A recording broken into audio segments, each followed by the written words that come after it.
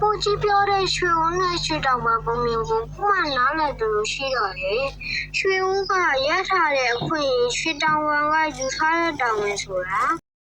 ဟုတ်ပြီမမရေဒါဆိုရင်ဆက်ပြောပါဦးရွှေဦးတို့တွေ့တိုင်းရွှေတောင်မတစုံထက်ယူရတယ်အခွင့်ရေးကြီးလားတောင်ဝင်ကြီးလားဆိုတာသဘောလားနှမ်းစားချက်ကောင်းဒါပေမဲ့ပုံမြင်တဲ့ကလူငယ်လူပဲကိုယ်တိုင်ကြုံမှသာအပြည့်အဝနားလည်မှာပေါ့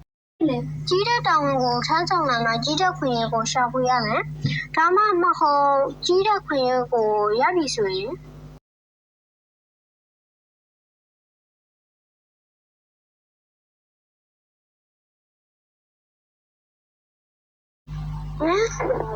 လူသားကလေးငါအသက်ကိုဂေရင်ပေးရအတွက်စုတပါပေးမယ်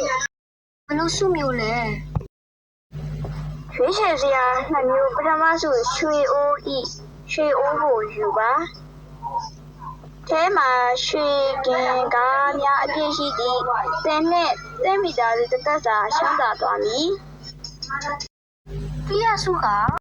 ဒုတိယစုချွေတောင်ပံကိုယူပါကသင်ဒီကြီးရာနဲ့ပတ်ဝန်းကျင်ကိုစောင့်ရှောက်ရမည်စောင့်ဖြစ်တဲ့ဦးဖြစ်လာမည်မိုးခေါင်ရင်မိုးရွာစေရမည်ဒီလိုလျင်ရေပေးရမည်အပြင်ကြောက်ရောက်လျင်ကာကွယ်ရမည်ကြီးမားသောစွမ်းအားနဲ့ကြီးမားသောတာဝန်ရွှေတောင်ပံကိုယူYou know I'm gonna get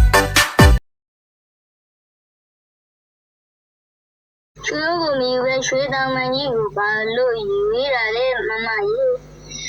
ဒီတောင်ဝင်ကကြီးတော့လေမဟုတ်လားဟုတ်ရင်ရွှေအိုးယူရင်ကျေးလက်ကလေးမှာချမ်းသာတဲ့မင်းကလေးတယောက်ဖြစ်သွားမယ်ဒါပေမဲ့ရွှေတောင်ပံယူလိုက်တဲ့အတွက်ကျေးလက်တစ်ခုလုံးကိုစောင့်နိုင်တဲ့စွမ်းအားတွေရလာတယ်အခုရင်းဆိုတာတာဝန်ယူဖို့ခွင့်ပဲလားလို့ခုမှနားလည်သွားတယ်